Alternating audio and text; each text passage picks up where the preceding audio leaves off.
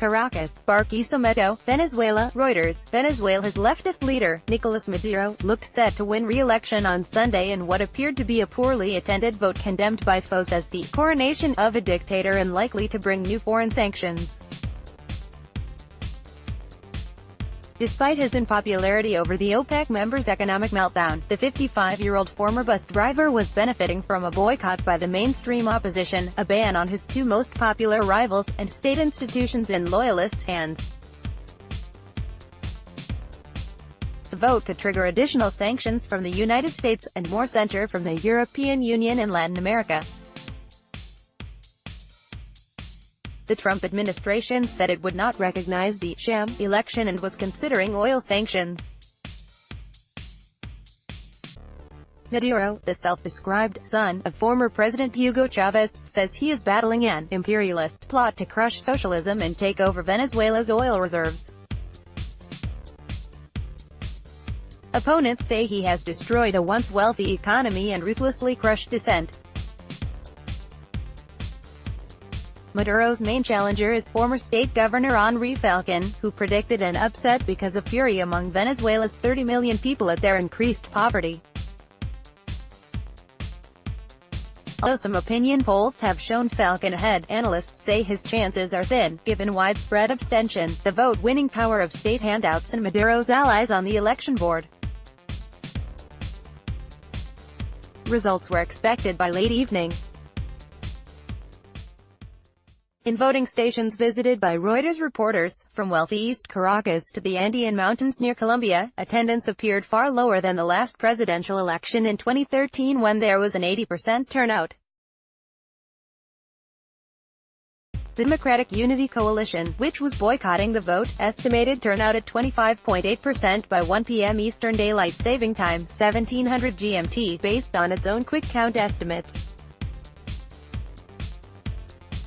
There were lines, however, outside some polling stations in poorer government strongholds, where the majority of voters interviewed said they were backing Maduro. "I'm hungry and don't have a job, but I'm sticking to Maduro," said Carlos Rincones, 49, in the once thriving industrial city of Valencia, accusing right-wing business owners of purposefully hiding food and hiking prices. The government has set up so-called red point zones near polling stations so Venezuelans can scan their state-issued fatherland cards, used to receive benefits including food boxes and money transfers. Maduro has promised a prize to those who do so. Critics say that is a way of scaring impoverished Venezuelans into supporting his government. Falcon's team said it received about 900 complaints about the red points. Several state workers also told Reuters they were pressured to vote, while pro-government activists hovered around some polling stations, saying they were assisting voters. Further hurting Falcon's chances by splitting the anti-Maduro vote was a third candidate, evangelical pastor Javier Bertucci, who has picked up quite a following, not least thanks to his free soup handouts. Five-year recession. Many Venezuelans are disillusioned and angry over the election. They criticize Maduro for economic hardships and the opposition for its dysfunctional splits. Hailing from a fifth year of recession, falling oil production and U.S. sanctions, Venezuela is seeing growing levels of malnutrition, hyperinflation, and mass emigration. A Venezuelan is assisted while waiting with others to vote at a polling station during the presidential election in Puerto Ordaz, Venezuela, May 20, 2018. Reuters, William Urdaneta. "I think this constant aggression from the government of the Ku Klux Klan is losing credibility," Maduro said on Sunday, blaming U.S. President Donald Trump's administration for Venezuela's mess. Venezuelan migrants staged small anti-Maduro protests in cities from Madrid to Miami. In the highland city of San Cristobal near Colombia, 3 cloth dolls representing widely loathed officials, Electoral Council President Tebuse Lucena, Socialist Party No.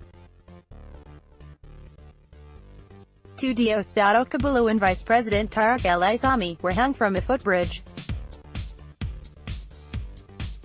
But streets were calm, with kids playing soccer on one road in San Cristobal blocked off at past elections to accommodate long voter lines. For many Venezuelans, Sunday was a day to look for scant food or stock up on water, which is increasingly running short because of years of underinvestment. "I'm not voting. What's the point if we already know the result?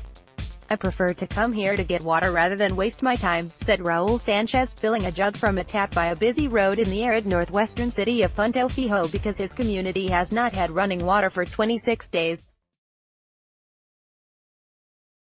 In what the opposition said was a bid to legitimize Maduro's coming victory, state television urged Venezuelans to vote and Maduro announced transport to polling centers would be facilitated. Some opposition supporters say the boycott only made life easier for Maduro and that his rivals should have fought him at the ballot box despite an unfair playing ground. "I'm voting because the opposition doesn't have any proposals for what we're going to do when Maduro wins today. I want this nightmare to stop," said teacher Luisa Marquez, 56, in Valencia. Should Maduro win, he may choose to deepen a successful purge of critics within the ruling Chavismo movement. Abroad, Maduro is likely to face further Western protests should he win, although Russia and China remain allies and have been important financial backers. Maduro faces a Herculean task to turn around the moribund economy, with the Bolivar currency down 99% in the last year and inflation at an annual 14,000%, according to the National Assembly. Multinational corporations have also been departing or minimizing operations in Venezuela. Slideshow, 17 images, Reuters. Venezuela election coverage on Twitter at Reuters. Reporting by Vivian Sequeira in Caracas and Karina Pons in Barquisimeto, Venezuela. Additional reporting by Angie Polanco and Brian Ellsworth in San Cristobal, Luke Cohen, Leon Wheatfeld, Pablo Garibian, Andreina Aponchi and Andrew Cawthorne in Caracas, Mirsley Guanipa in Punto Fijo, Tibase Romero in Valencia, Francisco Aguilar in Barinas, Maria Ramirez in Ciudad Guayana, Isaac Arusha in Maracaibo and Caroline Stauffer and Hugh Bronstein in Buenos Aires. Writing by Alexandra Ulmer and Andrew Cawthorne. Editing by Lisa Shoemaker and Peter Cunior. Standards. The Thomson Reuters Trust Principles.